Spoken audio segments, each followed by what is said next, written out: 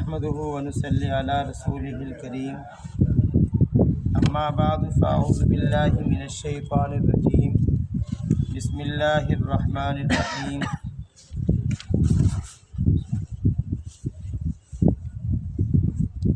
ہم نے جو گزشتہ جمعرات کا سبق پڑھا تھا اس میں ہم نے پڑھا تھا کہ حقوق کے حوالے سے دو حصے ہیں۔ باہمی جو حقوق ہیں ان کے حوالے سے دو حصے ہیں۔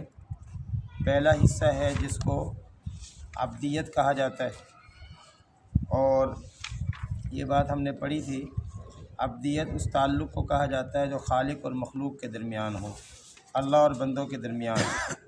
اللہ اور بندوں کے درمیان جو تعلق ہے اس تعلق کو عبدیت کا تعلق کہا جاتا ہے، یعنی اللہ ہمارے معبود ہیں اور ہم بندے عابد ہیں، عبادت کرنے والے ہیں۔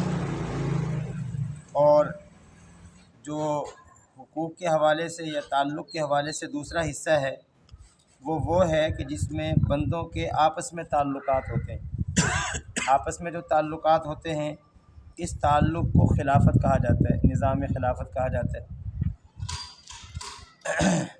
تو جو بندوں کا اللہ سے تعلق ہے، یعنی جو عبدیت والا تعلق ہے، اس کے ہم نے دو حصے پڑھے تھے، دو قسمیں پڑھی تھی، ایمانیات اور عبادات۔ اور پھر جو بندوں کے آپس میں تعلقات ہیں، یعنی خلافت والا جو تعلق ہے، اس میں بنیادی طور پر 4 شعبے ہیں۔ نمبر 1 اخلاق، نمبر 2 معاشرت، نمبر 3 معاملات، اور نمبر 4 قضاء اور عدل، سیاست اور حکومت۔ یہ قضاء اور عدل، سیاست اور حکومت یہ الگ الگ چیزیں ہیں، یعنی قضاء کا تعلق عدالت کے ساتھ ہے اور سیاست اور حکومت کا تعلق جو ہے نا یہ ریاست کے ساتھ ہے۔ اب یہ جو آگے فصلیں آ رہی ہیں ان فصلوں میں انہی چیزوں کی تفصیل بیان کی جائے گی۔ یہ صفحہ نمبر 71 ہے میرے پاس، دوسری فصل ہے ایمانیات اور عبادات۔ صفحہ نمبر 71، فصل نمبر 2، ایمانیات اور عبادات۔ الحمدللہ ہم بچپن سے پیدائشی مسلمان ہیں، اور اسلام اور ایمان کی جو بنیادی چیزیں ہیں وہ ہم جانتے ہیں۔ اللہ تعالی ہمیں اس پر عمل کرنے کی توفیق عطا فرما دے۔ ایمانیات یعنی اللہ تعالیٰ کی ذات و صفات اور اس کے غیبی نظام کی معرفت حاصل کرنا۔ اللہ تعالیٰ کی ذات اور صفات اور اس کا جو غیبی نظام ہے، غیبی نظام سے مراد کیا ہے؟ رزق جو ہے ہر انسان کا مقدر ہے، لیکن وہ مجھے اور آپ کو پتہ نہیں ہے، وہ غیبی نظام سے تعلق رکھتا ہے۔ انسان ایک متعینہ عمر لے کر آیا ہے، وہ کتنی ہے مجھے آپ کو پتہ نہیں ہے، اس کا تعلق بھی غیب کے ساتھ ہے۔ اسی طریقے سے آخرت کے حوالے سے، جنت اور جہنم کے حوالے سے، اللہ تعالیٰ کا آسمانوں کا نظام، زمینوں کا نظام وغیرہ وغیرہ جو ہمیں نظر نہیں آتا، یہ سارا غیبی نظام ہے۔ اور ہم اس کو دیکھیں نہ دیکھیں لیکن ہم بہت حد تک اللہ کے غیبی نظام کو محسوس کرتے ہیں، ہمیں نظر آئے یا نہ آئے، ہم بہت حد تک اللہ کے غیبی نظام کو محسوس کرتے ہیں۔ مثال کے طور پر سادہ سی مثال ہے کہ اب یہ فل گرمیوں کے دن ہیں، بارش ہو جائے تو موسم کتنا ٹھنڈا سا ہو جاتا ہے، خوشگوار بن جاتا ہے۔ ہم ایک کمرے کو ٹھنڈا کرنا چاہیں ہمیں کتنا اس کے لیے تکلف کرنا پڑتا ہے، لیکن اتنی بڑی اللہ تعالیٰ کی کائنات ہے اور اتنا بڑا نظام ہے، اس کو اللہ ٹھنڈا کرنا چاہیں تو ایک بارش ہوتی ہے تو سب کچھ ہو جاتا ہے۔ تو یہ اللہ کا غیبی نظام ہے۔ اور اس کے علاوہ بہت ساری چیزیں ہیں، رزق میں، اپنے معاملات میں، زندگی کے مختلف موڑوں پر ہم اللہ کے غیبی نظام کو دیکھ نہیں رہے ہوتے لیکن محسوس کر رہے ہوتے۔ تو یہ جو ایمانیات ہے، اللہ کی ذات اور صفات پر اور اس کے غیبی نظام پر ایمان لانا، یعنی اس کی معرفت حاصل کرنا۔ ایمان کی حقیقت یہی ہے کہ ہمارے حواس اور ادراک سے ماورا، یعنی جو چیزیں ہمارے آنکھ، کان، زبان، ہاتھ، پاؤں، ان چیزوں سے ہم محسوس کر سکتے ہوں، یا اسی طریقے سے عقل سے جن چیزوں کو ہم سمجھ سکتے ہوں، یہ جو ایمانیات ہے یہ اس سے ماورا جو چیزیں ہیں یہ اس پر ایمان لے کر آنا، اس کو ماننا، یہ ایمانیات ہے، یہ ایمان ہے۔ دیکھیں نا جی، ہمارے حواس اور ادراک سے ماورا جو ان سے اوپر کی چیزیں ہیں، جن حقیقتوں کا علم اللہ کے پیغمبر ہمیں بتلائیں اور جو ہدایت اللہ تعالیٰ شانہ کی طرف سے لائیں، ہم اس کو سچا مان کر اس میں ان کی تصدیق کریں۔ رسول اللہ صلی اللہ علیہ وسلم معراج پر تشریف لے کر گئے، تو آپ جب واپس تشریف لے کر آئے تو کفار مکہ کو بتایا، انہوں نے نہیں مانا، لیکن جناب سیدنا صدیق اکبر رضی اللہ تعالیٰ عنہ کو اللہ کے نبی نے خود نہیں بتایا، جی واقعہ ہم نے سنا ہوا ہے، خود نہیں بتایا، بلکہ یہی کفار مکہ اور یہ سرداران مکہ، انہوں نے رسول اللہ صلی اللہ علیہ وسلم سے سنا اور جا کر سیدنا صدیق اکبر رضی اللہ تعالیٰ عنہ سے کہنے لگے کہ آپ کے ساتھی، آپ کے دوست، آپ کے فلاں اس طرح کہتے ہیں۔ تو جناب سیدنا صدیق اکبر رضی اللہ تعالیٰ عنہ نے عرض کیا کہ اگر وہ کہتے ہیں تو سچ کہتے ہیں۔ اللہ سے جو چیزیں رسول اللہ صلی اللہ علیہ وسلم لائیں اور ہم کو بتائیں، اس کو سچا مان کر، سچا جان کر اس پہ ایمان لے کر آنا، یہ ایمانیات سے اس کا تعلق ہے۔ اس کی تصدیق کرنا اور ان کو حق مان کر قبول کرنا۔ ایمان کے دائرے میں آنے کے لیے چند امور کی تصدیق، چند کاموں کی تصدیق تعیین کے ساتھ ضروری ہے۔ صرف یہ نہیں، مثال کے طور پر صرف یوں کہہ دینا کافی نہیں ہے کہ جو اللہ نے کہا میں مانتا ہوں، جو اللہ کے نبی نے کہا میں مانتا ہوں، یہ ایمان اجمالی ہے۔ یاد رکھیے، تھوڑی سی پیچیدہ بحث ہو جائے گی لیکن میں سمجھا دیتا ہوں۔ یہ ایمان اجمالی ہے کہ جو اللہ نے کہا ٹھیک ہے جی میں مانتا ہوں، جو رسول اللہ صلی اللہ علیہ وسلم نے کہا ٹھیک ہے جی میں مانتا ہوں، یہ ایمان اجمالی ہے۔ ایمان اجمالی اس آدمی کے لیے کافی ہے جو نیا نیا مسلمان ہو رہا ہو، جو نیا نیا مسلمان ہو رہا ہو، اس کے پاس ابھی ایمان کی تفصیلات نہ پہنچی ہوں۔ جیسا کہ مثال کے طور پر کوئی کفرستان میں رہنے والا آدمی وہ ہم کو کہے جی مجھے مسلمان کر دو، تو ہم کیا کہتے ہیں؟ لا الہ الا اللہ محمد رسول اللہ، آپ کلمہ پڑھ لیں۔ اب لا الہ الا اللہ میں کیا ہے؟ میں اللہ کو مانتا ہوں۔ محمد الرسول اللہ میں کیا ہے؟ جی میں اللہ کے نبی کو مانتا ہوں۔ یہ ایمان اجمالی ہے۔ ایمان اجمالی ابتداً تو کافی ہے، ابتدائی طور پر کسی کو مسلمان کرنے کے لیے تو کافی ہے، لیکن مسلمان ہونے کے بعد اب جو اپنا اگلی زندگی ہے، اس زندگی کے لیے یا ایمان کے جو احکامات ہیں، ان احکامات سے پہلے جب تک وہ ایمان تفصیلی نہیں قبول کرے گا، اس وقت تک احکامات کے لیے یا عملی زندگی کے لیے یا بعد کی زندگی کے لیے ایمان اجمالی کافی نہیں ہوگا۔ مثال کے طور پر کلمہ پڑھ کر مسلمان تو ہو گیا، اب وہ اسی پر اکتفا کرے اور نہ ایمان تفصیلی قبول کرے اور نہ اسلام کے احکامات کو قبول کرے، تو وہ بندہ مسلمان تو ضرور ہے، اللہ کے ہاں مسلمان تو ضرور ہے، لیکن کامل مسلمان نہیں ہے۔ یہی وجہ ہے ہم دو قسم کی ایمانیات پڑھتے ہیں، ایمان مجمل اور ایمان مفصل۔ ایمان مجمل میں کیا ہے؟ آمنت باللہ کما ہوا باسمائہ و صفاتہ و قبلت جمیع احکامہ، اقرار باللسان و تصدیق بالقلب۔ یہ اس کا ایمان اجمالی کا جز نہیں ہے، یہ اس کی ایک تفصیل ہے کہ میں دل سے بھی مانتا ہوں اور زبان سے اقرار بھی کرتا ہوں۔ اصل میں کیا ہے؟ آمنت باللہ کما ہوا باسمائہ و صفاتہ، کہ میں ایمان لے کر آیا اللہ تعالیٰ کی صفات پر، اللہ تعالیٰ کی ذات پر، بس یہ ایمان اجمالی ہے۔ لیکن ہم اس کے ساتھ ایمان تفصیلی بھی تو پڑھتے ہیں، ایمان مفصل، آمنت باللہ و ملائکتہ و کتبہ و رسلہ۔ تو جہاں ایمان اجمالی کا تذکرہ ملتا ہے وہاں ایمان تفصیلی کا تذکرہ بھی ملتا ہے۔ تو ایمان تفصیلی کس چیز کا نام ہے؟ چند چیزوں کو متعین کر کر اس پر ایمان لے کر آنا، چند چیزوں کو متعین کر کر اس پر ایمان لے کر آنا۔ یہ جو کہہ رہے ہیں نا، ایمان کے دائرے میں آنے کے لیے چند امور کی تصدیق، چند امور کو، چند کاموں کو، چند چیزوں کو ماننا تعیین کے ساتھ، متعین کر کر، یہ ضروری ہے۔ جو درج ذیل ہیں ان کے بغیر آدمی دار اسلام میں داخل ہو ہی نہیں سکتا۔ ابتدائی طور پر تو ایمان اجمالی کافی ہوگا، لیکن بعد کے لیے احکامات کو قبول کرنے کے لیے ایمان اجمالی کافی نہیں ہے، اس سے پہلے ایمان تفصیلی ضروری ہے۔ یہی وجہ ہے رسول اللہ صلی اللہ علیہ وسلم کے پاس جو آدمی اسلام قبول کرنے کے لیے آتا تھا، تو رسول اللہ صلی اللہ علیہ وسلم عام طور پر اشہد ان لا الہ الا اللہ وحدہ لا شریک لہ واشہد ان محمدً عبدہ ورسولہ، یہ کلمہ پڑھایا کرتے تھے، ٹھیک ہے نا جی، گواہی دلوایا کرتے تھے لا الہ الا اللہ محمد الرسول اللہ، یہ ایسے آدمی کو وہ کہلوایا کرتے تھے، پڑھایا کرتے تھے کہ جو اچانک مل گیا، جس کے پاس وقت کم ہے، حالت سفر میں ہے، اس طرح کے کوئی صورتحال پیدا ہو گئی ہے، ورنہ عام طور پر جو قافلے رسول اللہ صلی اللہ علیہ وسلم کی خدمت میں حاضر ہوتے یا جو لوگ اسلام قبول کرنے کے لیے حاضر ہوتے، رسول اللہ صلی اللہ علیہ وسلم ان کو باقاعدہ شہادتین پڑھایا کرتے تھے، سمجھ آ رہی ہے نا جی۔ اب ایک آدمی نے ایمان اجمالی قبول کر لیا، تو ایمان اجمالی قبول کرنے کے بعد ڈائریکٹ اس پر احکامات لافظ نہیں ہوں گے، اس کو ہم کلمہ نماز روزہ زکوٰۃ حج کا پابند نہیں کریں گے، بلکہ نماز روزہ زکوٰۃ حج کا پابند کرنے سے پہلے ایمان تفصیلی سکھائیں گے۔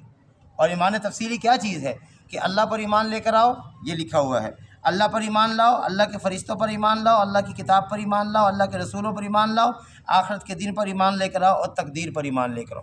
ایمان اجمالی جس آدمی نے قبول کر لیا، ایمان اجمالی قبول کرنے کے بعد وہ ان چیزوں پر ایمان لائے گا تو پھر احکامات کی طرف جائے گا، پھر اس پر احکامات نافذ ہوں گے، اور احکامات قبول کر وہ باقاعدہ ایمان قبول کرنے کے بعد وہ مسلمان ہوگا۔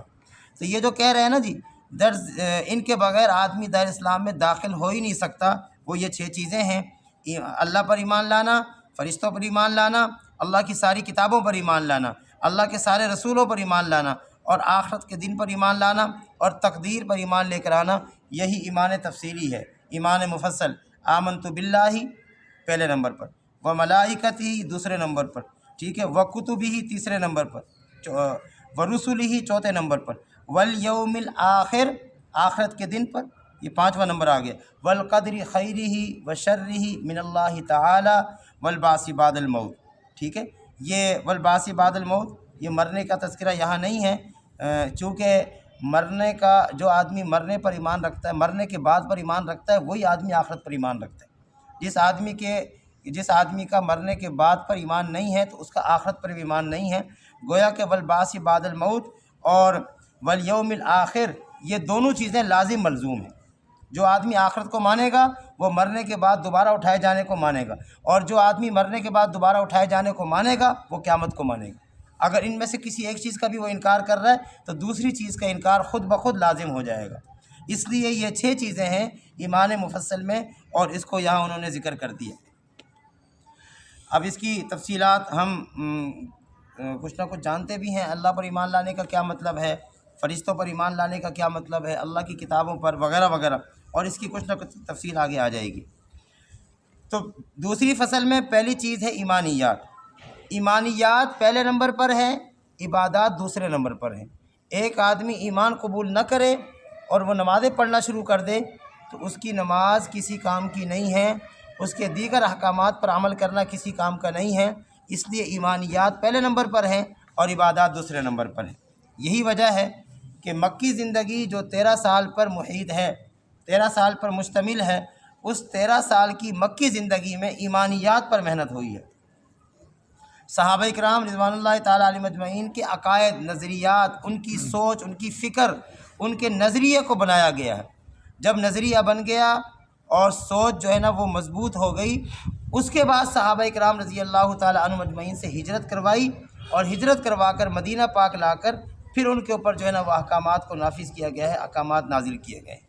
تو ایمانیات یہ عبادات سے پہلے ہیں، ایمانیات یہ احکامات سے پہلے ہیں، پہلے نمبر پر ایمانیات ہے، اور پھر اس کے بعد عبادات ہیں اور احکامات ہیں۔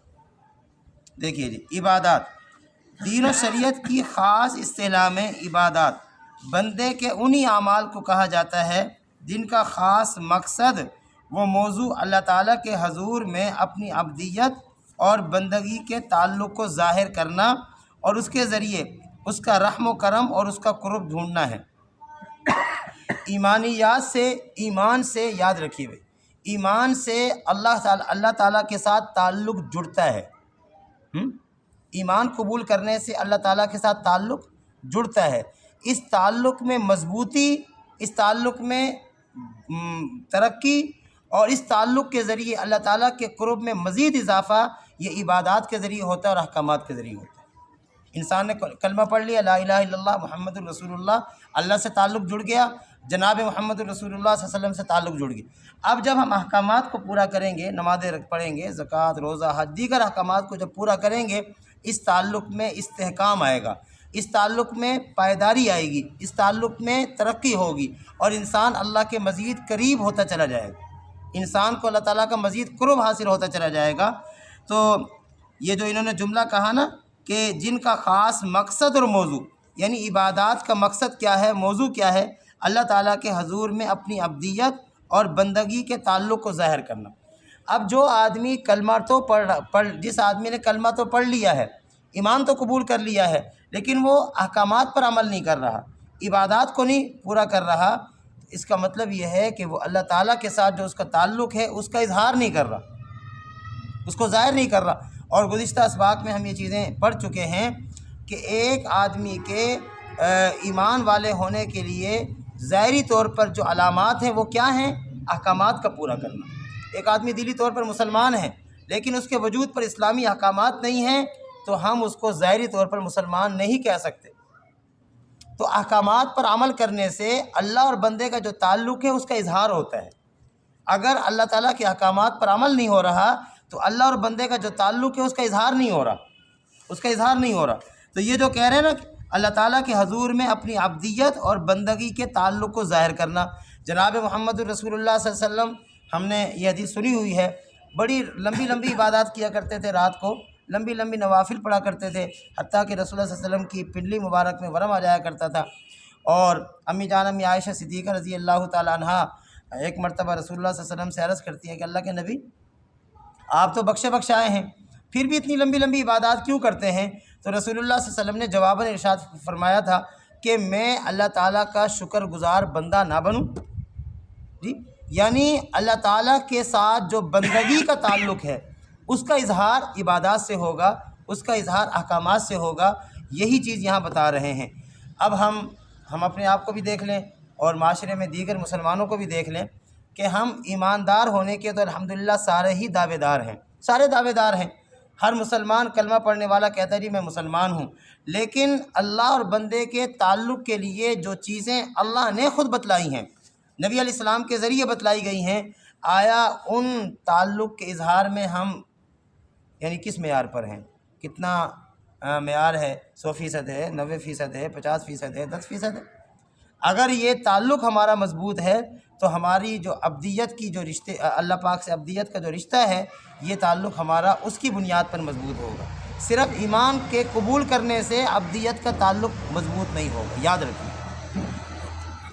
فرمایا عبادات انبیاء علیہ السلام کی لائی ہوئی شریعتوں میں اسلام کے کچھ مخصوص ارکان ہوتے ہیں۔ وہ جو مخصوص ارکان ہیں ان ارکانوں سے ہم پہچانے جائیں گے کہ ہم مسلمان ہیں یا نہیں ہیں، یاد رکھیے۔ ان اراکین پر عمل کرنے سے ہم پہچانے جائیں گے کہ ہم مسلمان ہیں یا نہیں ہیں، جن کی حیثیت اس حقیقت اسلام کے پیکر محسوس کی سی ہوتی ہے۔ بھئی دیکھیں اسلام کی حقیقت کیا ہے؟ اسلام کی حقیقت ایک محسوس ہونے والا وجود، پیکر محسوس، پیکر وجود کو کہتے ہیں، محسوس ہونے والا وجود۔ ایک آدمی اسلام کا دعوے دار ہے لیکن اپنا احکامات کی شکل میں اس کے پاس، یاد رکھیں جملہ سمجھیں، احکامات کی شکل میں اس کے پاس اسلام کا وجود نہیں ہے، اسلام کا وجود احکامات کی شکل میں نہیں ہے، نماز کی شکل میں، روزے کی شکل میں، زکوٰۃ حج کی شکل میں وجود نہیں ہے، تو بھائی وہ آدمی مومن تو ہے لیکن مسلمان ہونے کے حوالے سے جو اس کا دعویٰ ہے وہ کمزور ہے۔ اس پر ہم پہلے بھی عرض کر چکے۔ مسلمان ہونے کے دعوے کے لیے ضروری ہے اس کے پاس ارکان کی صورت میں، احکامات کو پورا کرنے کی صورت میں باقاعدہ وجود ہو، وہ وجود رکھتا ہو، نظر آئے، اور وجود نظر آتا ہے۔ بھائی ایمان تو نظر نہیں آتا نا، ایمان تو دل کے عمل کا نام ہے، دل کے فعل کا نام ہے، اور وہ صرف تعبدی امور ہیں۔ یہ جملہ بڑا مزیدار ہے اگر آپ سمجھیں۔ تعبدی امور کا مطلب کیا ہے؟ تعبدی امور کا مطلب یہ ہے کہ ارکان کو پورا کرنا ہے، احکامات کو پورا کرنا ہے اپنی مرضی سے، ارکان کو پورا کرنا ہے اپنی مرضی سے نہیں۔ یاد رکھیے جتنے بھی ارکان ہیں، اسلام کے جتنے بھی احکامات ہیں، ان کا باقاعدہ طریقہ رسول اللہ صلی اللہ علیہ وسلم سے ثابت ہے، وہ جو طریقہ ہے نا وہ تعبدی ہے۔ تعبدی کا مطلب عبادت کا وہ مخصوص طریقہ جو رسول اللہ صلی اللہ علیہ وسلم نے مجھے اور آپ کو بتایا ہے۔ ہم عبادات کو اسی انداز میں، ہم عبدیت کے تعلق کو اسی انداز میں اللہ تعالیٰ کے سامنے پیش کر سکتے ہیں جو رسول اللہ صلی اللہ علیہ وسلم سے میرے لیے اور آپ کے لیے ثابت ہے نا۔ دیکھیں وہ 3 صحابی وہ آپس میں بیٹھ کر وہ کر رہے ہیں، عہد کر رہے ہیں نا۔ ایک کہہ رہے ہیں کہ جی دیکھو رسول اللہ صلی اللہ علیہ وسلم تو اتنے عظیم انسان ہیں، بخشے بخشا ہیں، پھر بھی آپ پوری پوری رات کھڑے رہتے ہیں، عبادات کرتے رہتے ہیں، ہاں جی آپ اتنا عرصہ روزہ رکھتے ہیں وغیرہ وغیرہ۔ رسول اللہ صلی اللہ علیہ وسلم کی عبادات کو دیکھ کر ان میں سے ایک نے کہا کہ میں اب ہمیشہ روزہ رکھوں گا، میں افطار کروں گا ہی۔ دوسرے نے کہا جی میں پوری رات عبادات کروں گا۔ تیسرے نے کہا میں نکاح ہی نہیں کروں گا۔ اب آپ کے خیال میں دیکھو نا، ساری زندگی روزہ رکھوں گا، وہ عبادت کا جذبہ ہے نا ان کے اندر، نیکی کا جذبہ ہے، وہ نیکی کرنے کا عزم کر رہے ہیں۔ میں پوری رات عبادت کروں گا، کیا خیال ہے؟ نیکی کی بات کر رہے ہیں نا، نیکی کا جذبہ، نیکی کا عزم۔ رسول اللہ صلی اللہ علیہ وسلم کو جب پتہ چلا، آپ نے ان کی حوصلہ افزائی نہیں کی، حالانکہ حوصلہ افزائی کرنی چاہیے تھی نا۔ آپ کیا کہتے ہیں؟ بظاہر تو اس طرح کہ حوصلہ افزائی، بھائی میرا بچہ مجھے کہے کہ جی ابو جی میں پوری رات عبادت کروں گا، ہم خوش ہو جاتے ہیں، دیکھو بچے کا کتنا اچھا مزاج بن گیا۔ لیکن رسول اللہ صلی اللہ علیہ وسلم نے اس جذبے کو منع کر دیا۔ آپ ناراض ہوئے ہیں، حدیث میں یوں آتا ہے آپ ناراض ہوئے، اور آپ نے فرمایا کہ تم مجھ سے آگے بڑھنا چاہتے ہو، میں سوتا بھی ہوں، میں جاگتا بھی ہوں، میں روزے بھی رکھتا ہوں، افطار بھی کرتا ہوں، آپ نے فرمایا کہ میں نے شادیاں بھی کی ہیں۔ اب دیکھیے وہ عبادات کرنا چاہ رہے ہیں، لیکن عبادات میں رسول اللہ صلی اللہ علیہ وسلم کے اسوہ کو، رسول اللہ صلی اللہ علیہ وسلم کے نمونے کو نظر انداز کر رہے ہیں، کیا خیال ہے؟ تو رسول اللہ صلی اللہ علیہ وسلم ان کو منع فرما رہے ہیں۔ تو تعبدی امور کا مطلب یہ ہے کہ جو بھی عبادت ہم نے کرنی ہے وہ عبادت رسول اللہ صلی اللہ علیہ وسلم سے جس طریقے سے ثابت ہے اسی طریقے سے کرنی ہے۔ اگر اس طریقے سے ہٹ کر ہم کریں گے تو بھائی وہ عبادت نہیں ہوگی، وہ بندگی کا اظہار نہیں ہوگا، وہ تو اپنے خواہش کی تکمیل ہوگی، وہ تو اپنی خواہش کی تکمیل ہوگی۔ اب ایک بات سمجھیے، ہم بہت سارے کام کرتے ہیں اور ہم یہ جملہ کہہ دیتے ہیں کہ کیا حرج ہے اس کام کے کرنے میں، کیا حرج ہے؟ مثال کے طور پر رمضان المبارک میں ہمارے ہاں بڑی کثرت کے ساتھ صلاۃ التسبیح جماعت سے پڑھی جاتی ہیں، صلاۃ التسبیح جماعت سے پڑھی جاتی ہیں، پڑھائی جاتی ہیں، مستورات پڑھتی ہیں، پڑھاتی ہیں، مرد حضرات پڑھتے ہیں، پڑھاتے ہیں۔ اب نفل عبادت ہے نا بھائی، نفل نماز ہے، لیکن رسول اللہ صلی اللہ علیہ وسلم سے پوری زندگی میں ایک مرتبہ بھی نفل نماز کی جماعت ثابت نہیں ہے۔ ٹھیک ہو گیا بھائی؟ رسول اللہ صلی اللہ علیہ وسلم سے پوری زندگی میں نفل نماز تو ثابت ہے، تہجد ہے، اشراق ہے، اوابین ہے، چاش ہے، وغیرہ وغیرہ، لیکن نوافل کی جماعت ثابت نہیں ہے۔ اب اگر آدمی نفل پڑھنا چاہے تو اس کو اس نفل کی عبادت میں رسول اللہ صلی اللہ علیہ وسلم کا طریقہ اختیار کرنا پڑے گا، اور وہ کیا ہے کہ نوافل کو تنہا پڑھا جائے، اکیلے پڑھا جائے، اجتماعی شکل میں نہ پڑھا جائے۔ یہ سمجھ آ رہی ہے؟ اب اگر کوئی آدمی کسی بھی وجہ سے، وہ وجہ کوئی بھی بنائے، کوئی بھی عذر بنائے، کسی بھی وجہ سے اگر وہ نوافل کو اجتماعی شکل میں پڑھنا شروع کر دے، جی عذر کیا ہے؟ عذر یہ جی پڑھنا نہیں آتا، ان کو طریقہ نہیں پتہ۔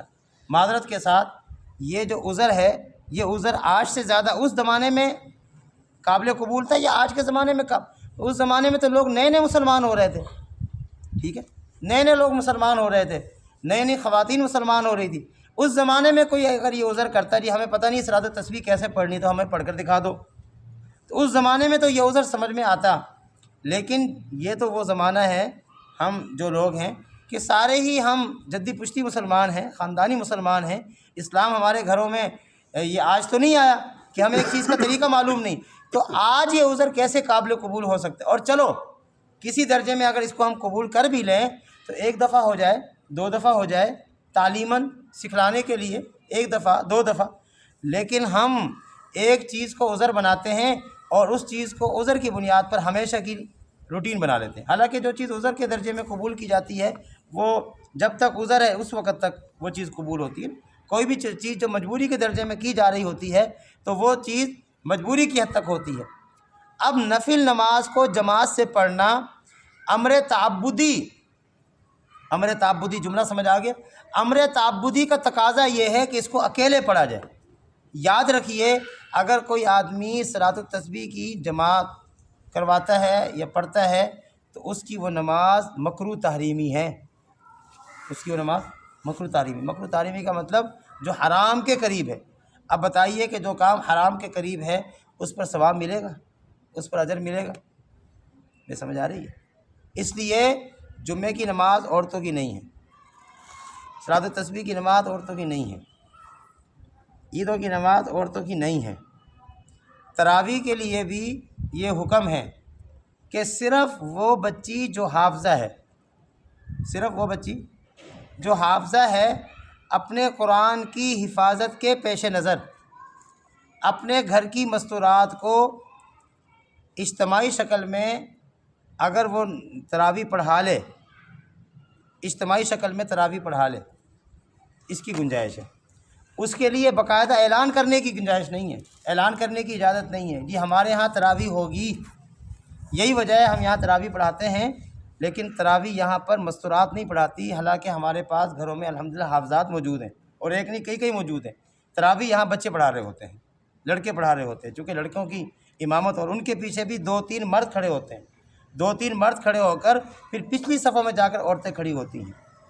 تو یہ صورت جو ہے نا، اس کی علماء اکرام نے اجازت دی ہے کہ اب یہاں جماعت تو ہو رہی ہے، لیکن جماعت اصل میں مرد کروا رہے ہیں، مرد پیچھے کھڑے ہیں، عورتیں ضمناً شامل ہیں، لیکن باقاعدہ صرف عورتوں کی جماعت ہو رہی ہو، پڑھانے والی بھی عورتیں ہوں، پڑھنے والے بھی عورتیں ہوں، اس طرح کی کہیں بھی گنجائش نہیں۔ تو امر تعبدی پر میں یہ بات کر رہا ہوں، اس کے علاوہ بھی کئی ساری مثالیں دی جا سکتی ہیں کہ جو کام رسول اللہ صلی اللہ علیہ وسلم سے جس درجے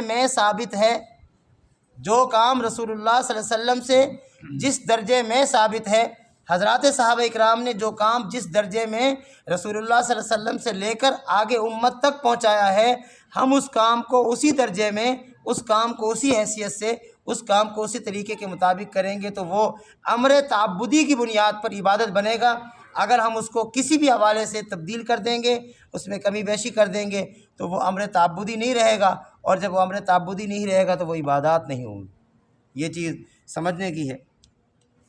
ظاہری نظر ان عبادات ہی کے ذریعے جملہ ظاہری نظر ان عبادات ہی کے ذریعے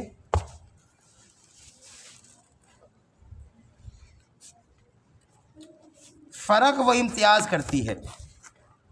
ظاہری نظر، ہم ظاہری طور پر ان عبادات کے ذریعے ہی فرق اور وہ امتیاز کر سکتے ہیں ان لوگوں کے درمیان، دیکھو بھائی، جنہوں نے اپنا دستور حیات اسلام کو بنایا اور ان کے درمیان جنہوں نے اپنا دستور حیات اسلام کو نہیں بنایا۔ ظاہری نظر سے ہم فرق کر سکتے ہیں ان لوگوں کے درمیان جنہوں نے اپنا نظام زندگی، دستور حیات، زندگی کا گزارنے کا جو دستور اسلام کو بنایا، اور جنہوں نے نہیں بنایا، ان کے درمیان ہم فرق ظاہری نظر سے کر سکتے ہیں۔ کوئی آدمی یہ نہیں کہہ سکتا کہ جناب آپ کو کیا پتہ میں مسلمان ہوں، آپ کو نہیں سمجھ میں آ رہی، نہیں نظر آ رہا تو آپ کا مسئلہ ہے، نہیں، ہم ظاہر کو دیکھ کر یہ فرق کریں گے۔ جو چیز چھپی ہوئی ہوتی ہے وہ ایمانیات کے ساتھ اس کا تعلق ہے، جو چیز نظر آتی ہے اس کا تعلق ایمانیات کے ساتھ نہیں، اس کا تعلق عبادات کے ساتھ ہے۔ فرمایا کہ خاتم الانبیاء صلی اللہ علیہ وسلم کے ذریعے اللہ تعالیٰ کی طرف سے اسلام کا جو آخری اور مکمل دستور ہمارے پاس آیا ہے، اس میں ایمان بالغیب کے دل میں اتارنے، جس کا اظہار توحید خداوندی اور رسالت محمدی صلی اللہ علیہ وسلم کی شہادت دینا ہے کے بعد چند مخصوص اعمال کو اختیار کرنا ضروری قرار دیا گیا ہے۔ صرف شہادتین کافی نہیں ہیں بھائی، اشہد ان لا الہ الا اللہ و اشہد ان محمد رسول اللہ، صرف یہ کافی نہیں ہے۔ ان شہادتین کو اختیار کرنے کے بعد، ان کی گواہی دینے کے بعد چند مخصوص ارکان کو پورا کرنا، مخصوص اعمال کو اختیار کرنا ضروری ہے۔ ان اعمال کو عبادات کا نام دیا گیا ہے۔ دیکھو جی، 2 صحابی تھے، اکٹھے مسلمان ہوئے، حدیث پاک ہے، مشہور آپ نے سنی ہوگی۔ تو ایک صحابی 1 سال پہلے فوت ہو گئے، دوسرے صحابی 1 سال کے بعد فوت ہوئے۔ کسی نے خواب میں دیکھا کہ جو سال پہلے وہ شہید ہوئے، سال پہلے جو فوت ہوئے وہ شہید ہوئے، اور جو سال کے بعد فوت ہوئے وہ فوت ہوئے، یعنی تبھی موت آئی ہے ان کو۔ اب بعد میں کسی نے خواب میں دیکھا کہ جو صحابی سال پہلے فوت ہوئے ہیں وہ شہید ہیں، لیکن جو صحابی 1 سال کے بعد فوت ہوئے ہیں یہ جنت میں پہلے جا رہے ہیں، اور دوسرے صحابی وہ جنت میں بعد میں جا رہے ہیں۔ اب اس صحابی نے جس نے خواب دیکھا وہ اس پر حیران ہوا کہ وہ صحابی شہید ہیں، اور شہادت بہت بڑا درجہ ہے، بہت بڑا مرتبہ ہے، لہذا ان کو جنت میں پہلے جانا چاہیے، اور جو 1 سال کے بعد فوت ہوئے وہ شہید نہیں ہوئے ان کو بعد میں جانا چاہیے۔ چنانچہ اپنا خواب رسول اللہ صلی اللہ علیہ وسلم کی خدمت میں پیش کیا اور سنایا، تو رسول اللہ صلی اللہ علیہ وسلم نے کیا فرمایا؟ آپ نے فرمایا کہ تم نہیں دیکھتے ان کی 1 سال کی اتنی عبادات نماز کی صورت میں بڑھ گئی، روزوں 1 سال کے روزے، سال کے اعتبار سے 1 مہینے کے روزے بڑھ گئے، فلاں تو رسول اللہ صلی اللہ علیہ وسلم نے جنت میں داخلے کا جو سبب، پہلے داخلے کا سبب جو ارشاد فرمایا قرار دیا وہ اعمال ہے، وہ عبادات ہے، مخصوص اعمال۔ صرف ایمان کافی نہیں ہے۔ ہمارے معاشرے میں یہ بڑی تیزی کے ساتھ یہ غلط فہمی پھیلائی جا رہی ہے کہ اگر اعمال نہ بھی ہوئے تو جنت میں داخلے کے لیے ایمان کافی ہے، اس میں کوئی شک نہیں ہے۔ لیکن اس کے ساتھ یہ بات بھی تو ہے کہ اگر اعمال کی کمزوری ہو گئی، اللہ اعمال کی کمزوری کی وجہ سے جہنم میں ڈالیں گے، معاف کر دیں تو اس کی مرضی ہے۔ ہاں جی، ان اللہ لا یغفر ان یشرک بہ ویغفر ما دون ذلک لمن یشاء، وہ تو اس کا مسئلہ ہے، وہ تو معاف کرنے پر آئے تو وہ تو اس کی مرضی ہے، لیکن ضابطہ یہی ہے، اصول یہی ہے۔ یہ اصول نہیں سمجھاتے، صرف یہ بات کہتے ہیں جی ایمان لے آؤ، بس جنت میں داخلے کے لیے ایمان کافی ہے۔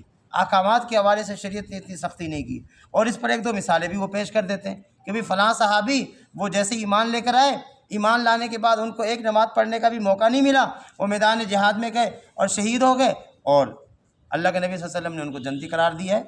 اور بھائی پوری بات کو تو سمجھو، اس حدیث کے پس منظر کو تو سمجھو، پوری بات کو، حدیث کے پس منظر کو، شان ورود کو سمجھنے کے بعد پھر اس پر حکم لگاؤ۔ اس لیے ایمانیات اپنی جگہ پر ہیں، عبادات اپنی جگہ پر ہیں۔ کامل مومن ہونے کے لیے، کامل کامیابی کے لیے جہاں ایمانیات ضروری ہے وہاں ایمانیات کے ساتھ احکامات کو پورا کرنا اور مخصوص اعمال کو پورا کرنا یہ بھی ضروری ہے۔ اور وہ اعمال جو اللہ تعالیٰ کے حضور میں اپنی عبدیت اور بندگی ظاہر کرنے کے لیے اور اس کے ذریعے اللہ کا قرب اور اس کی رضا حاصل کرنے کے لیے کیے جاتے ہیں، نماز، روزہ، زکوٰۃ، حج، قربانی، ذکر و تلاوت وغیرہ عبادات اسی قسم کے اعمال ہیں۔ ان میں سے بھی اول الذکر 4 عبادات، 4 سے مطلب نماز، روزہ، زکوٰۃ، حج، یہ عبادات اسلام کے بنیادی ارکان میں شمار ہوتی ہیں۔ حدیث پاک ہے نا جی، بنی الاسلام علی 5، اسلام کی بنیادیں 5 چیزیں ہیں: شہادت اللہ الہ الا اللہ وان محمد الرسول اللہ، گواہی دینا کہ اللہ کے علاوہ کوئی معبود نہیں اور محمد صلی اللہ علیہ وسلم اللہ کے رسول ہے، نمبر 1۔ وإقام الصلاۃ، نماز قائم کرنا، نمبر 2۔ وإیتاء الزکوٰۃ، زکوٰۃ دینا، نمبر 4۔ صوم رمضان، رمضان کے روزے رکھنا، اور نمبر 5۔ والحج البیت ان استطاع الیہ سبیلا، حج بیت اللہ کرنا بشرطے کہ حج بیت اللہ کی انسان کو طاقت ہو۔ طاقت کا مطلب یہ ہے کہ وہ صحت کے اعتبار سے بھی ٹھیک ہو، آمد و رفت کا خرچہ بھی اس کے پاس ہو، اور پیچھے جب تک وہ غیر حاضر رہے گا گھر والوں کے اخراجات پورا کرنے کی بھی اس کے پاس حیثیت ہو۔ تو یہ 4 چیزیں جو ہے نا یہ اسلام کی بنیادی ارکان میں شمار ہوتی ہیں۔ دراصل یہی 4 بنیادی عبادات ہیں، اور انسانی سعادت اور شقاوت کا بہت کچھ دار و مدار انہی پر ہے۔ ہاں جی، حدیث پاک میں آتا ہے، عبداللہ ابن مسعود رضی اللہ تعالیٰ عنہ حدیث کے راوی ہیں کہ رسول اللہ صلی اللہ علیہ وسلم نے ارشاد فرمایا، پہلے 40 دن بچہ ماں کے رحم میں جو مادہ ہے اس مادے کی شکل میں رہتا ہے، دوسرے 40 دن میں اس مادے کے اندر تھوڑی سی تبدیلی آتی ہے اور وہ گوشت کا لوتھڑا بن جاتا ہے، تیسرے 40 دن میں اس میں تھوڑی سی اور تبدیلی آتی ہے اور وہ باقاعدہ گوشت بن جاتا ہے۔ تو یہ 4 مہینے پورے ہو گئے۔ جب 4 مہینے اس کے پورے ہوتے ہیں تو پھر اللہ کی طرف سے ایک فرشتہ آتا ہے جو 4 چیزیں لکھتا ہے۔ ان میں سے پہلی چیز عمر کتنی پائے گا، دوسری چیز رزق کتنا ملے گا، اور تیسری چیز اعمال کون کون سے کام کرے گا، کس نوعیت کے کام کرے گا، اور چوتھی چیز فرشتے کو لکھوایا جاتا ہے کہ یہ سعید ہوگا، یہ شقی ہوگا۔ سعید یعنی نیک بخت ہوگا یا بدبخت ہوگا، یہ حدیث پاک ہے۔ اب یہ حدیث یہاں تک بخاری اور مسلم دونوں میں ہے۔ مسلم شریف کی حدیث میں اس میں تھوڑا سا اضافہ ہے، اور وہ یہ ہے کہ ایک آدمی نیکی والے کام کرتا رہتا ہے، جنتیوں والے کام کرتا رہتا ہے، اور اللہ پاک نے اس کو بدبخت لکھوایا ہوتا ہے۔ یہ چیز سمجھنے کی ہے، کام وہ اچھے کر رہا ہے لیکن اللہ کے ہاں وہ بدبخت لکھا ہوا ہے۔ اس کے اور اس کی موت کے درمیان الا الذراع، ایک بالش کا فاصلہ رہ جاتا ہے، اور اللہ کا لکھا ہوا غالب آتا ہے، اور وہ آدمی نافرمانوں والے کام کرنا شروع کرتا ہے، اور نافرمانی کی حالت میں فوت ہو جاتا ہے، اس کا انتقال ہو جاتا ہے، کیونکہ اللہ پاک نے اس کو بدبخت لکھا تھا۔ اور اس کے بالمقابل ایک آدمی جو ہے نا وہ ساری زندگی بدبختوں والے کام کرتا ہے، لیکن اللہ پاک نے اس کو سعید لکھا تھا، اور حدیث پاک یوں کہتی ہے کہ اس کے اور اس کے موت کے درمیان ایک بالش کا فاصلہ رہ جاتا ہے، اور وہ آدمی نیکوں والے کام کرنا شروع کر دیتا ہے، اسی حالت میں اس کا انتقال ہوتا ہے اور وہ جنت میں چلا جاتا ہے۔ تو یہ جو سعادت اور شقاوت ہے، اس کا تعلق انسان کی ظاہری زندگی اور انسان کے عبادات کے ساتھ ہے۔ یہاں یہ بات کہنا بہت ضروری ہے کہ ہم میں سے بعض دوستوں کا یہ مزاج بن جاتا ہے کہ اگر اللہ کی توفیق سے نمازیں پڑھنا شروع کر دیں، عبادات کرنا شروع کر دیں، تو جو لوگ عبادات نہیں کر رہے ہوتے، ہم اپنی عبادات کی بنیاد پر ان کو حقیر سمجھنا شروع کر دیتے ہیں۔ یاد رکھیے یہ چیز اتنی خطرناک ہے کہ اللہ رب العالمین بس اوقات اس حقیر سمجھنے والے کو اس کی جگہ پر، اور وہ نافرمانی کرنے والے کو اس کی جگہ پر لا کر کھڑا کر دیتے ہیں۔ گناہ گار سے نفرت کرنے کی اجازت نہیں ہے، گناہ سے نفرت کرنے کی اجازت ہے۔ گناہ تو قابل نفرت ہے، لیکن گناہ گار قابل نفرت نہیں ہے۔ یہ چیز بہت اہم ہے، اس لیے شیطان خاص طور پر یہ چیزیں وسوسے کے طور پر ڈال رہا ہوتا ہے۔ وہ شیخ سعدی رحمہ اللہ کا واقعہ کتابوں میں لکھا ہے کہ وہ اپنے والد صاحب کے ساتھ تہجد کی نفل پڑھ رہے تھے، تو والد صاحب بھی نفل پڑھ رہے تھے، وہ بھی پڑھ رہے تھے، اور وہاں کچھ لوگ سو رہے تھے۔ تو شیخ سعدی رحمہ اللہ نے اپنے والد صاحب کو کہا، یہ عجیب لوگ ہیں، یہ نماز نہیں پڑھتے، نفل نہیں پڑھتے، سوئے ہوئے ہیں۔ تو شیخ سعدی رحمہ اللہ کے والد صاحب نے ان کو کہا کہ اگر تو بھی سویا رہتا تو بہتر تھا جو تو نے نفلیں پڑھی، کہ تو نے 2-4 نفلیں پڑھ کر اپنے آپ کو ان سے اعلیٰ سمجھا، اور ان کو تو نے کمتر سمجھا، حقیر سمجھا اپنی عبادت کی بنیاد پر۔ تو شیخ سعدی رحمہ اللہ کی تربیت انہوں نے یہ کی کہ تیرا سونا بھی اس جملے سے بہتر تھا جو تو نے کہا ہے۔ تو عبادات کی توفیق بھائی اللہ دیتے ہیں۔ تو بہرحال ہمیں کسی کو حقیر سمجھنے کی اجازت نہیں ہے، کسی کو کمتر سمجھنے کی اجازت نہیں ہے۔ خدا کے فیصلے اپنی جگہ پر ہیں، اللہ تعالیٰ کب کون سا فیصلہ فرما دیں۔ اللہ ایک کتے کے بچے کو پانی پلانے پر وقت کی فاحشہ خاتون کو وقت کی ولیہ بنا دے، اللہ اس پر قادر ہے۔ لہذا ہم کسی کے ظاہری اعمال کو دیکھ کر ہم اس کے لیے ہدایت کی دعا یوں کریں، یا اللہ اس کو بھی ہدایت دے دے، مجھے بھی دے دے، لیکن یوں نہیں کہنا چاہیے یہ بھی کیسے مسلمان ہیں نماز نہیں پڑھتے، بلکہ حضرات تو یہ سمجھاتے ہیں کہ کسی کے اندر کمزوری دیکھ کر یوں نہیں کہنا چاہیے اللہ اس کو ہدایت دے دے، اس کا تو مطلب یہ ہے کہ میں 100% ہدایت پر ہوں، یہ نہیں ہے۔ یوں کہنا چاہیے اللہ ہم سب کو ہدایت دے دے، اپنے آپ کو بھی ہدایت کی دعا میں شامل کرنا چاہیے۔ تو کسی کو حقیر نہ سمجھیں، اللہ تعالیٰ کو اپنے بندوں سے بہت زیادہ پیار ہے، اللہ تعالیٰ کو اپنے بندوں سے بہت زیادہ محبت ہے۔ تیسری فصل، اخلاق۔ انسان کی زندگی اور اس کے نتائج میں اخلاق کی بڑی اہمیت ہے۔ اگر انسان کے اخلاق اچھے ہوں تو اس کی اپنی زندگی بھی قلبی سکون اور خوشگواری کے ساتھ گزرے گی، اور دوسروں کے لیے بھی اس کا وجود رحمت اور چین کا سامان ہوگا۔ اور اس کے برعکس اگر آدمی کے اخلاق برے ہوں، خود بھی وہ زندگی کے لطف اور مسرت سے محروم رہے گا، جن سے اس کا واسطہ اور تعلق ہوگا ان کی زندگیاں بھی بے مزہ اور تلخ ہوں گی۔ یہ تو ان کے نقد دنیاوی نتیجے ہیں، جبکہ آخرت کے نتیجے تو بدرجہ زیادہ اہم نکلیں گے۔ آخرت میں خوش اخلاقی کا نتیجہ ارحم الراحمین کی رضا و جنت، اور بد اخلاقی کا انجام خداوند قہار کا غضب اور دوزخ کی آگ ہے۔ رسول اللہ صلی اللہ علیہ وسلم کے حوالے سے یہ بات بڑی مشہور ہے نا جی۔ امی جان امی عائشہ رضی اللہ تعالیٰ عنہا سے پوچھا کہ رسول اللہ صلی اللہ علیہ وسلم کے اخلاق کیا تھے، تو امی جان نے فرمایا کہ تم نے قرآن نہیں پڑھا۔ تو رسول اللہ صلی اللہ علیہ وسلم کی عبادات کا تعارف کیا ہے، آپ کی عبادات کیا تھی؟ اس کے حوالے سے ہم کیا کہیں گے؟ آپ کی تہجد، آپ کی نمازیں، آپ کے روزے، آپ کے یہ ہم مخصوص کریں گے۔ لیکن جب بات اخلاق کی آئی تو امی جان نے پورے 30 پاروں کو اٹھا کر پیش کر دیا۔ پھر یہ نہیں کہا کہ فلاں صورت کو پڑھو، فلاں آیت کو پڑھو، پھر کہا کہ تم نے قرآن نہیں پڑھا۔ تو پیغمبر کے اخلاق پورا قرآن ہے، ٹھیک ہے نا جی۔ اس لیے ہمیں رسول اللہ صلی اللہ علیہ وسلم والے اخلاق اپنانے کی اور اختیار کرنے کی ضرورت ہے۔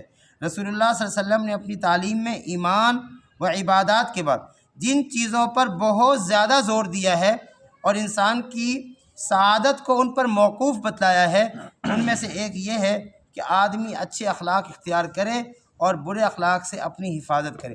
ہمارے ہاں عام طور پر ایک جملہ کہا جاتا ہے، ہم سے تو اچھے وہ فلاں ہیں کہ ان کے ہاں روڈ بڑے صاف ہوتے ہیں، ان کے ہاں فلاں چیزیں بڑی زبردست ہوتی ہیں، ہم سے اچھے تو وہ فلاں ہیں۔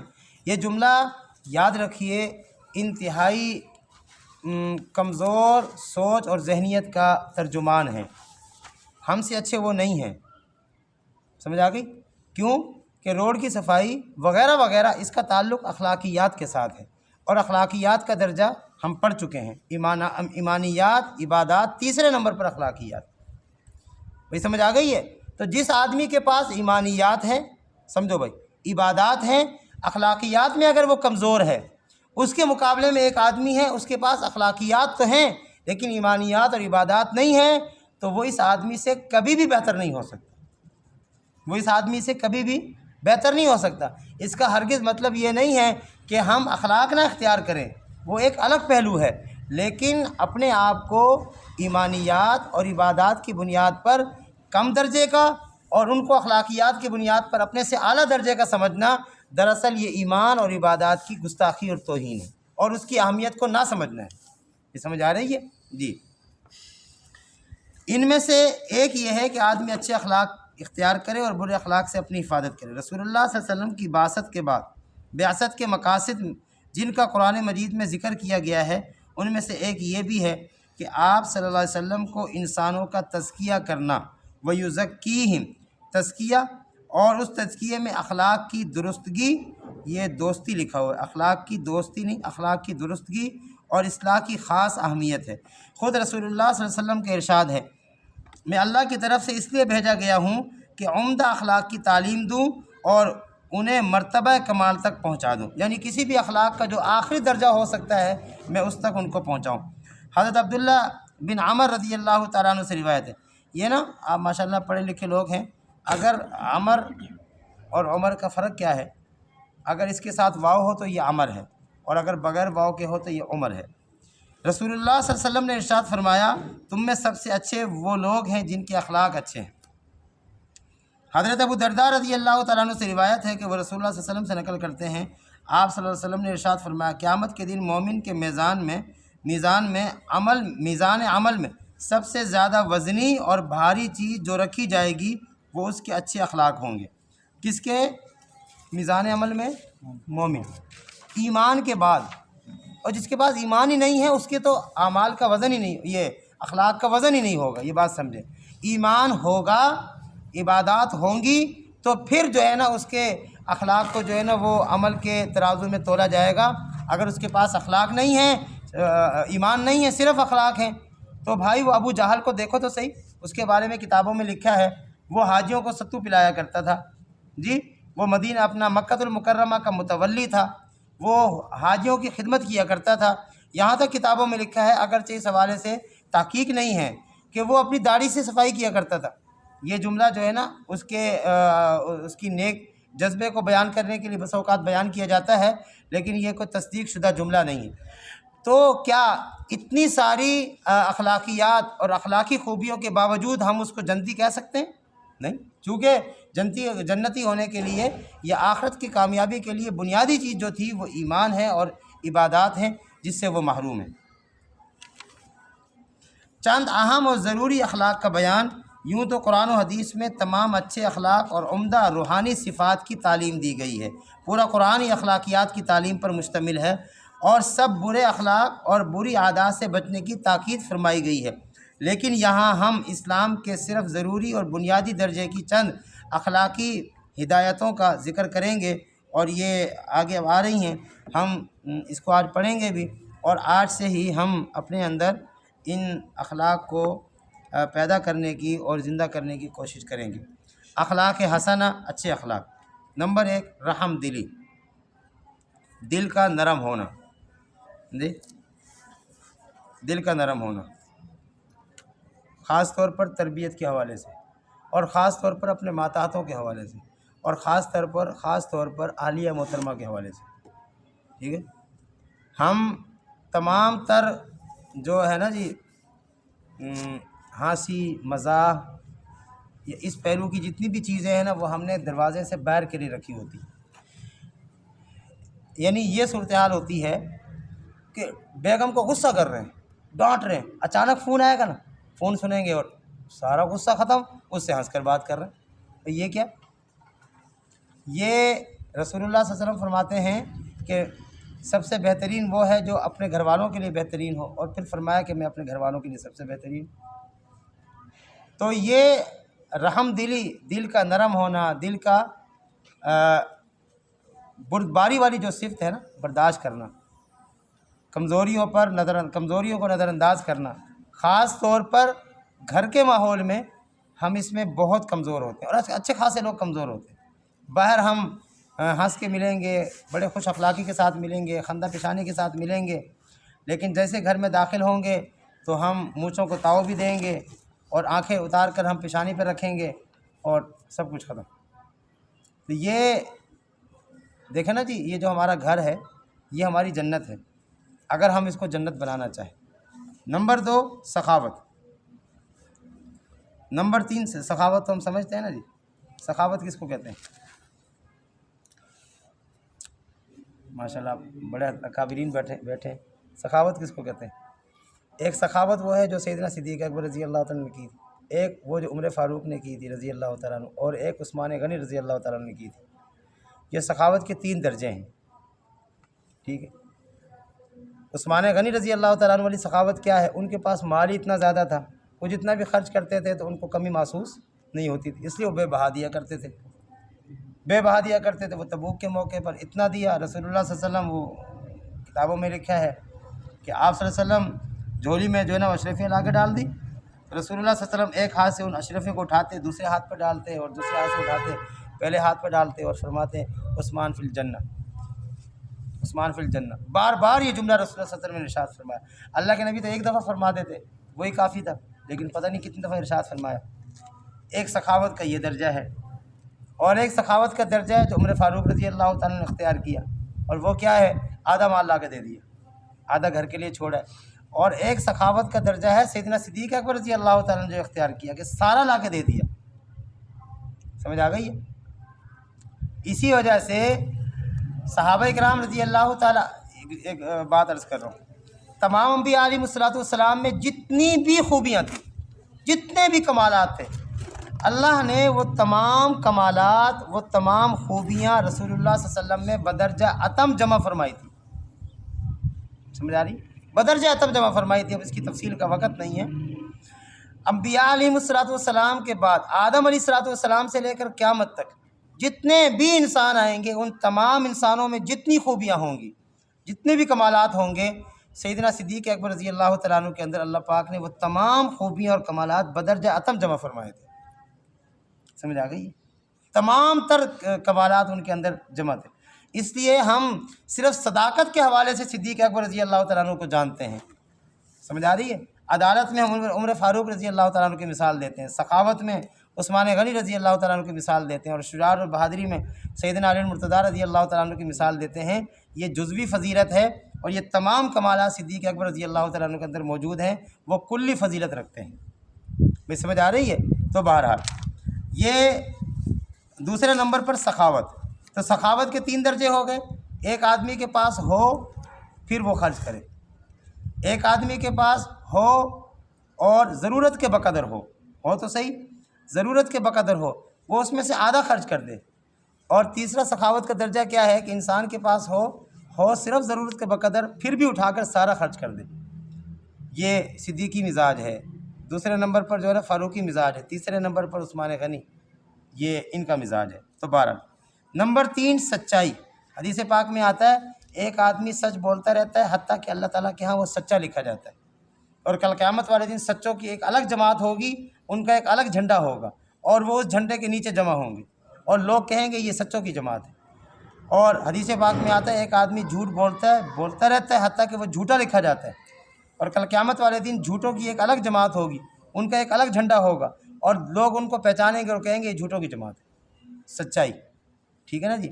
ایمان والے کے ساتھ جھوٹ، ایمان اور جھوٹ یہ دو چیزیں جمع نہیں ہوتی، ہے تو ذرا لطیفہ سا لیکن ہے یہ مبنی بر حقیقت۔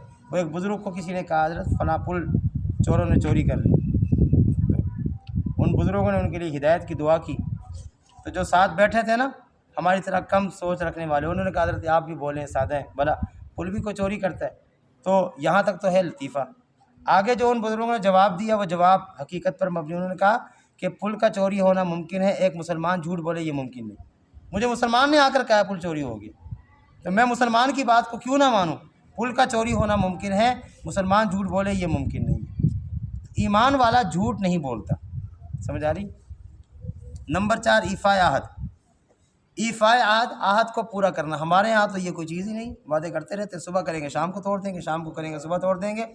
حدیث پاک کے اندر آتا ہے ایک مرتبہ رسول اللہ صلی اللہ علیہ وسلم سے ایک صحابی کی ملاقات ہوئی برسر راہ کسی چوک پر، تو ملاقات ہوئی، ابھی ملاقات کر کے فارغ ہوئے، ان صحابی کو کوئی کام یاد آ گیا، ہوتا ہے نا کام یاد آ گیا، تو وہ صحابی رسول اللہ صلی اللہ علیہ وسلم سے عرض کرتے ہیں کہ اللہ کے نبی میں ابھی آیا، اس طرح ہم بھی کہہ دیتے ہیں نا ہم ابھی آیا، میں فلاں کام کر کے ابھی آیا، اس طرح انہوں نے کوئی جملہ رسول اللہ صلی اللہ علیہ وسلم سے عرض کیا اور اجازت لے کے چلے گئے۔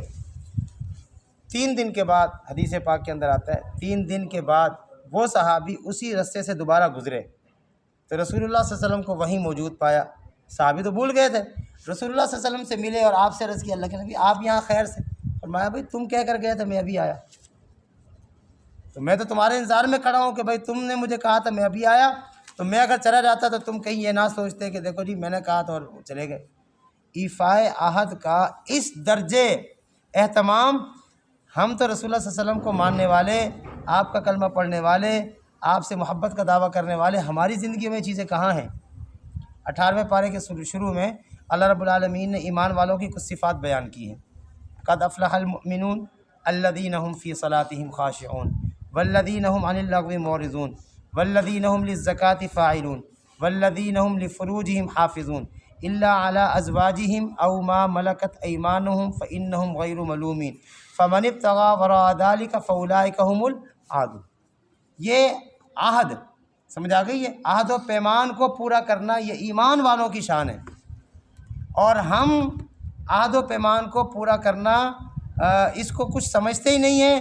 ہم اتنے وعدے کرتے ہیں، ہم معاملات میں وعدے کرتے ہیں، ہم لین دین میں وعدے کرتے ہیں، اور اس وعدے کو توڑنا ہم کچھ بھی نہیں سمجھتے۔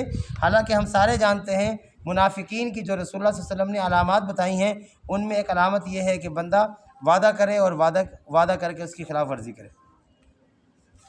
نمبر 5 امانت داری۔ امانت کسی کے پاس رکھوا دی جائے، اگر وہ اپنے اختیار سے ہلاک ہو جائے، اس کو کہتے ہیں ہلاک، سمجھ آ گئی؟ اگر اپنے اختیار سے ہلاک ہو جائے، یعنی ایک آدمی نے امانت رکھوائی اور بندہ اس کی حفاظت نہیں کر رہا اور وہ چیز ضائع ہو گئی، اس پر تاوان واجب ہے، اس کو وہ چیز پوری کر کے دینی ہوگی۔ ایک آدمی نے امانت رکھوائی، اس نے اس کی حفاظت کی، لیکن پھر بھی اگر وہ ضائع ہو گئی تو اس صورت میں تاوان واجب نہیں ہے۔ نمبر 6 عدل و انصاف۔ انصاف، ہم ہمیشہ ان عدالتوں کو کوستے رہتے ہیں، ہم اپنے گھر کو دیکھیں، ہمارے گھروں میں عدل اور انصاف کتنا ہے۔ علماء کرام بتاتے ہیں کہ ایک گلاس کے ایک رکھنے کی جگہ متعین ہے، اس جگہ سے گلاس کو اٹھا کر کہیں اور رکھ دیا، یہ بھی خلاف عدل ہے، یہ بھی خلاف انصاف ہے، یہ ظلم ہے۔ سمجھ آ گئی ہے؟ فرمایا تواضع اور انکساری، عاجزی، من تواضع للہ فقد رفعہ اللہ، اور رسول اللہ صلی اللہ علیہ وسلم نے ارشاد فرمایا من تکبر انکسر اللہ، جو آدمی تکبر کرتا ہے اللہ اس کو توڑ دیتے ہیں، کسر اللہ اس کو توڑ دیتے ہیں، اور جو عاجزی اختیار کرتا ہے اللہ تعالیٰ اس کو بلند فرماتے ہیں۔ نمبر 8 صبر و شکر، صبر پر اللہ ملتے ہیں، شکر پر نعمتوں میں اضافہ ہوتا ہے۔ نمبر 9 قناعت اور استغنا، سب سے جو اہم خوبی ہے جو انسان کو اللہ کے قریب بندوں سے بے نیاز کر دیتی ہے وہ یہی چیز ہے، قناعت اور استغنا۔ جتنا ہم مستغنی رہیں گے ہم لوگوں سے، یعنی یوں کہہ لیں کہ اپنی ضروریات کے حوالے سے، حاجات کے حوالے سے جتنا مستغنی رہیں گے، اللہ کی طرف جتنا متوجہ رہیں گے، اتنا ہی ہم اللہ کے ہاں بھی مقبول ہو جائیں گے اور اللہ کے بندوں میں بھی مقبول ہو جائیں گے۔ نمبر 10 نرم مزاجی، نمبر 11 حلم اور بردباری، نمبر 12 انس و محبت، نمبر 13 احسان، نمبر 14 ایثار، نمبر 15 خوش کلامی، نمبر 16 معاف کر دینا، نمبر 17 شرم و حیا، نمبر 18 اخلاص اور الہیت۔ ہر ایک پر بڑی تفصیلی گفتگو ہو سکتی ہے، گرمی آ رہی ہے بلکہ آ گئی ہے، ہم گھروں میں ذرا بے تکلف رہتے ہیں، اس کی ایک صورت یہ بھی ہوتی ہے کہ باہر سے آئے، قمیض اتاری ایک طرف لٹکائی، بنیان اتاری ایک طرف لٹکائی اور تہمت باندھ لی، چادر باندھ لی۔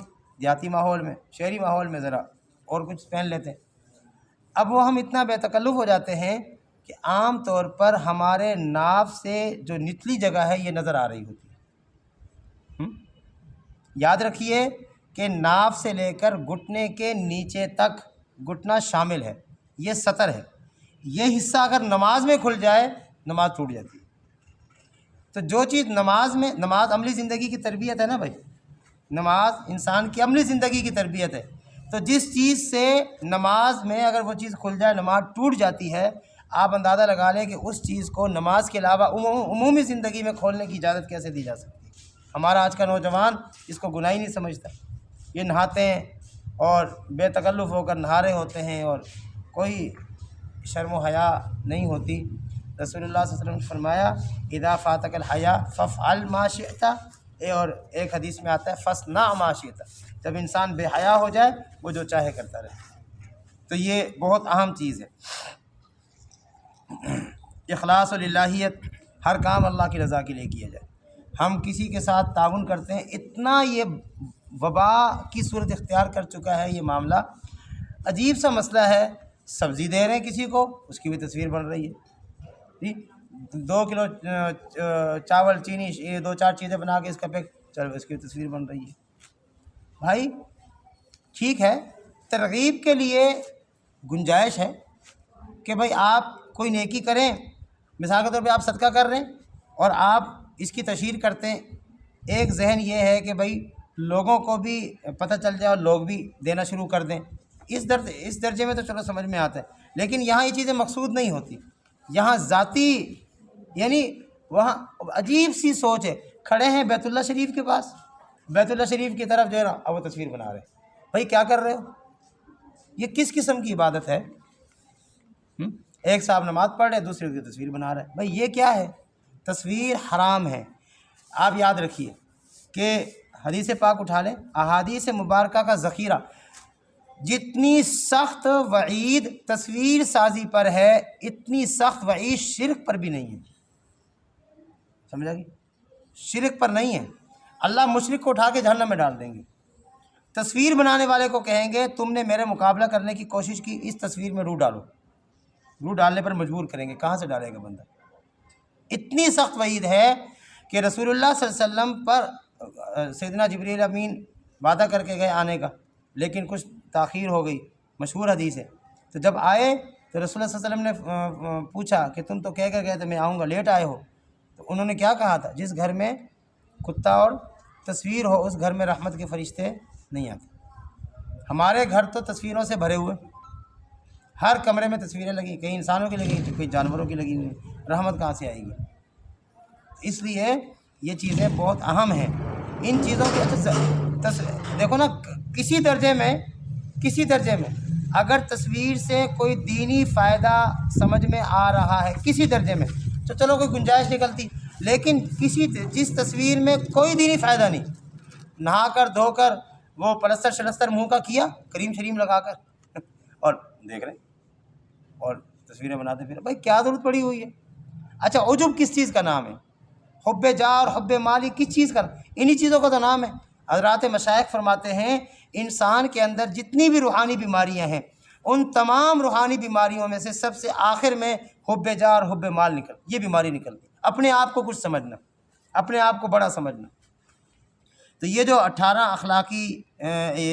اخلاق حسنہ یہاں دیے ہیں، یہ ہم ان کو اپنانے کی اور اس پر عمل کرنے کی ابھی سے اس کی نیت کریں، ارادہ کریں اور کوشش کریں اس کی فوٹو کاپی کروا لیں، اپنے پاس موبائل میں محفوظ کر لیں، ذرا بڑے سائز میں جس کمرے میں آپ عام طور پہ رہتے ہیں اس کمرے میں لگا لیں تاکہ وقتاً فوقتاً آپ کی اس پہ نظر پڑتی رہے جی۔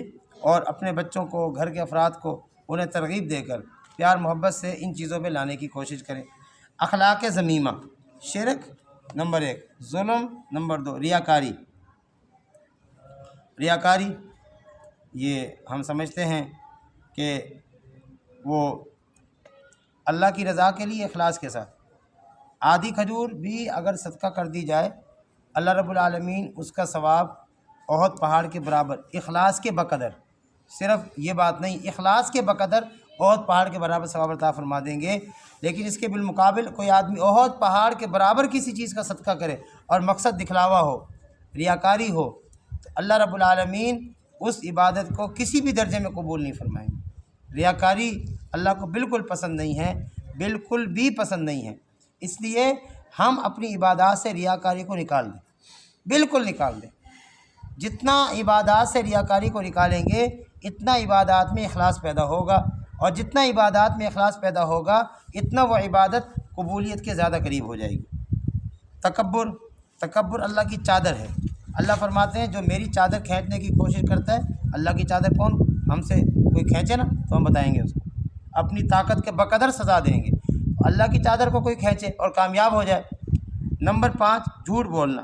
جھوٹ بولنے سے رحمت کے فرشتے انسان سے 70 ہاتھ، بعض روایت میں 70 گز دور ہو جاتے ہیں۔ نمبر 6، بدعت۔ بدعت کو تو ہم کچھ سمجھتے نہیں، ہم کہتے ہیں دیکھی جائے گی، پھر کیا ہوا، اس طرح کے جملے کہہ کر ہم امی عائشہ صدیقہ رضی اللہ تعالیٰ عنہ کی حدیث ہے، من احدث فی امرنا ھذا ما لیس منہ فہو رد۔ جو چیز ہم سے ثابت نہ ہو دین کے معاملے میں اس کو دین سمجھ کے کرنا یہ بدعت ہے، اور اس کو نہ کیا جائے بلکہ اس کو جو ہے نا رد کر دیا جائے، پاؤں کی ٹھوکر پر اس کو اڑا دیا جائے، وہ کسی بھی درجے میں قبول نہیں ہے۔ چغل خوری، حدیث پاک میں آتا ہے لا يدخل الجنت قطات، چغل خور جنت میں داخل نہیں ہوگا۔ غیبت، ہم جانتے ہیں کہ غیبت کرنے سے میں اگر خدا نہ خواستہ کسی کی غیبت کرتا ہوں تو میری نیکیاں اس کے نام اعمال میں چلی جاتی ہیں اور اس کے گناہ میرے نام اعمال۔ نیکیاں تو پہلے نہیں ہیں ہمارے پاس، تھوڑی بہت ہوتی ہیں، اور وہ غیبت کر کے خواہ بیٹھے ہیں، کبھی حکمرانوں کی، کبھی ادھر کی، کبھی ادھر کی، کبھی اپنے سے بڑوں کی۔ عام طور پر ماتحت لوگ اپنے افسروں کی عام طور پہ غیبتیں کر رہے ہوتے ہیں، بھائی کیا ضرورت پڑی ہوئی ہے، گناہ بے لذت۔ نمبر 9، لعنت ملامت، خواہ فلاں پہ لعنت ہو، فلاں پہ لعنت، ایک دوسرے پر جو ہے نا لعنت، ایمان والے پر لعنت کرنے سے اللہ کے نبی صلی اللہ علیہ وسلم نے منع فرمایا ہے، بالکل نہ کی جائے۔ نمبر 10، قطع رحمی، صلہ رحمی کرنے کا حکم ہے، قطع تعلقی کرنے سے منع کیا گیا ہے۔ نمبر 11، بغض و کینہ، ہاں جی، جس آدمی کے سینے میں بغض ہوگا، کینہ ہوگا، وہ جنت میں داخل نہیں ہوگا۔ نمبر 12، تہمت لگانا، جی، کسی پر بھی الزام لگا دینا۔ الزام اور تہمت میں تھوڑا سا فرق ہے، تہمت کا تعلق عزت کے ساتھ ہے، کوئی ایسی بات کرنا جس کی وجہ سے اس کی عزت داغدار ہو، یہ تہمت ہے، اور ویسے عزت سے ہٹ کر کوئی الزام لگا دینا وہ الزام۔ مثال کے طور پر تم کل نہیں آئے تھے، تم نے فلاں کام نہیں کیا، اب اگر اس نے کیا ہے تو یہ الزام ہے۔ لیکن خدا نہ خواستہ ہم اس طرح کی کوئی بات کریں جس کا تعلق عزت کے ساتھ ہو، عفت کے پاک دامنی کے ساتھ ہو، تو وہ تہمت ہے۔ نمبر 13، کسی کا مذاق اڑانا، یہ اللہ رب العالمین کو نا ایمان والا بلکہ نا اللہ پاک کو انسان بڑا محبوب ہے، اور اس میں ایمان والا وہ تو اللہ کو اور بھی زیادہ محبوب ہے، اللہ تعالیٰ بالکل اس چیز کو برداشت نہیں کرتے۔ نمبر 14، لڑائی جھگڑے کرنا، اور نمبر 15، احسان جتلانا، کوئی بھی اچھائی کر کے بعد میں اس کو جتلا دینا، یہ بھی جو ہے نا اخلاق ذمیمہ میں سے ہیں۔ یہ 15 چیزیں جو نہیں کرنی، اور یہ 18 چیزیں ہیں جو ہم نے کرنی ہیں۔ اگر ہم یہ چیزیں سمجھ لیں، 28 اور یہ 33 ہو گئی، یہ 33 چیزیں ہیں، تو انشاءاللہ زندگی میں بڑی خوبصورتی آ جائے گی۔ ہاں جی، اپنے بچوں کو سمجھائیں پیار محبت سے، اور اس کا طریقہ یہ کر لیں، ان میں سے ایک چیز کو روزانہ کرنے کی جو کرنے والی چیزیں، اور ایک چیز کو روزانہ چھوڑنے کی جو چھوڑنے والی چیزیں، اس کی کوشش کریں۔ اور پھر شام کو ذرا اپنا محاسبہ کر لیں کہ یہ جو ہم نے آج پہلی چیز پڑھی تھی رحم دلی، کہ آج ہم نے اس پر عمل کیا ہے؟ ہاں جی، ہم نے جو پہلی چیز پڑھی تھی شرک، کیا اس سے ہم نے بچنے کی کوشش کی ہے؟ بہت سی چیزوں سے تو خیر ویسے ہی بچتے ہوں گے، لیکن انسان ہونے کے ناطے بہت سی چیزیں ہمارے اندر ہوں گی۔ تو بہرحال یہ اخلاق ہیں اور یہ دین کا اہم شعبہ ہے۔ اللہ تعالی ہمیں دین سمجھنے کی اور اس پر عمل کرنے کی توفیق عطا فرمائے۔